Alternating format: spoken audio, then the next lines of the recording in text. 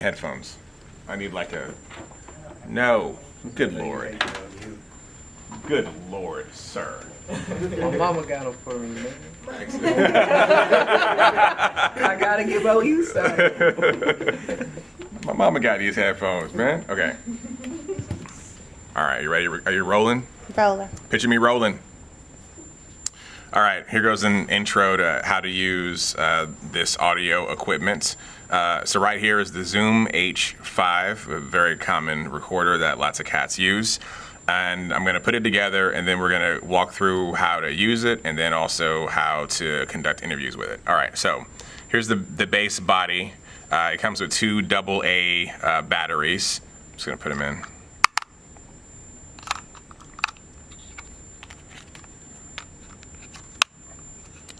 And then it has these modules that you can swap out for others. Usually, though, it just has this one, the stereo module, and that's on there like that. And then most importantly, it has an SD card. And my understanding is that it reads up to 16 gigabytes. I think it'll read some 32 gigabyte cards, but it won't read larger cards than that. Okay, so once it is on, you'll go over here. You pull and hold to turn it on, it'll load, and then you'll be ready to record. Okay, now, if you don't have a microphone, you can record with the stereo mics. But before you record with anything, you have to arm the microphone input to record, and you do that by pressing one of these buttons right here.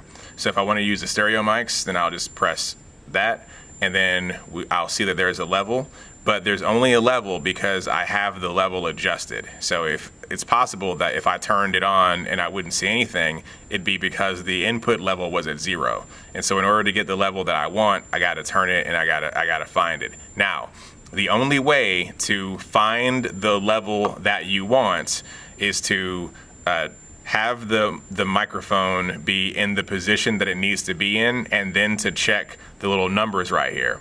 So if you have the microphone in the general vicinity of some music or like right in front of a person's face, then you have them talk, and what you want is for the level to be peaking between -12 and -6. That is the optimum level for this device, right? Now, in most cases, you won't be using the stereo mic that's on it. Instead you'll be using a microphone. So here we have the Rode Reporter, and I'm going to plug that in so that we can see how that works. Okay. Take your mic cable, plug it in the bottom here. Plug this in, and then you're almost ready to go. I say almost because you can't do radio work without some headphones. So you got to plug in your headphones, which goes in on the side here into the green input. And now you'll be able to monitor what it is that is happening. So with your headphones on, once your headphones are on, you'll be able to actually get a signal and hear the sound as it shows up in the environment. Okay, now a couple things about that. The first thing is you want to make sure that that you don't mistake your headphone volume for the input volume of the microphone. So for instance, so this is, you see it's input 1. I'm going to turn on 1. And now here is the level not being very strong at all, because this is a dynamic mic and they don't really push out a lot of power. So you got to increase the sensitivity. So now that I've increased the sensitivity, then we see that the level it's kind of acting right. Now it's very easy to hear a low level and then turn up your headphones and then think, oh, well, now I hear it, it must be good. That does not matter. The thing that matters is what the level is on this readout. And so right here, the level is kind of okay. Okay. Now that I've got that going, I'm going to be mindful and notice that my battery level is not particularly high, right? Like I got the 2 bars. You never want to go into an interview with 2 bars. You always want to go into an interview with the fresh batteries, because you don't know how long the interview is going to last. You don't know if it's going to take any twists and turns. So you got to make sure you put fresh batteries up in there. All right. So I've set my level, and the level looks pretty good. And now I'm just going to hit record. And now it's recording. And you'll see that there's a red light that is the record light that's letting you know this recording, in addition to the timer up here counting up. So one of the most important things that you can do is make sure that you are recording. It is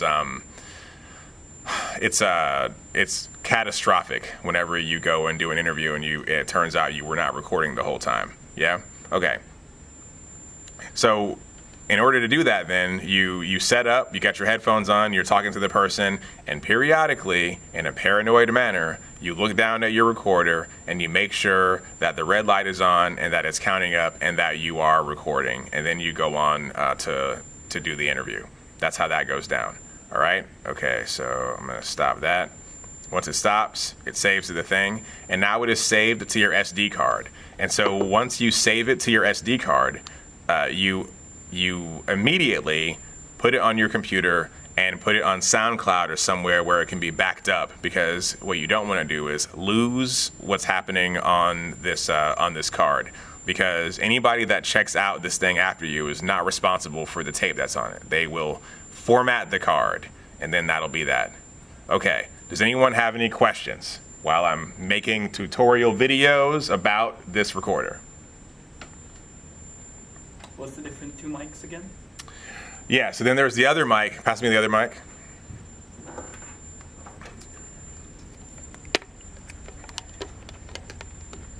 All right, so this mic right here, this Audio-Technica AT875R, is a shotgun mic. And they are different. So in the first place, the Rode Reporter is an omnidirectional microphone, which means that it basically picks up sound from anywhere around it that you talk, and also is a dynamic microphone, which means that it doesn't produce any power of its own, and it doesn't run on power. Literally, the vibration of whatever it picks up here travels through the cable and ends up on the recorder. However, this microphone, the shotgun, is very different because it requires power. Now, some shotguns you actually put batteries in them, but this one isn't that. So instead, you have to power it through the recorder itself. So let's have a look at how to do that. We're going to go into the menu, and we're going to find, actually, that's a good question, is where is that function exactly? Input, output, and then we're going to go to phantom power. And then we're going to turn on phantom power for input 1. Turn that on, okay, and then it's off for input 2. Okay, cool. So now let's go back here. Gonna plug this in,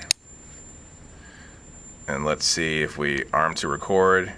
Then there's the signal right there. And so one thing to note is that when the microphone is powered, it's actually more sensitive, right? Because it has some electric help transmitting its signal. So you don't need to put the sensitivity level as high as you would for the dynamic for the microphone. Okay, but what does that mean though? It means that it's possible that you could get the microphone and get the kit, and then you plug this in, and there's no signal. And you're going to be like, why isn't there a signal? Oh no! But actually it's just because this is a mic that needs power, and you have to enable phantom power in the settings, right? Okay. Great. Go make audio. Where do you pick it up at? The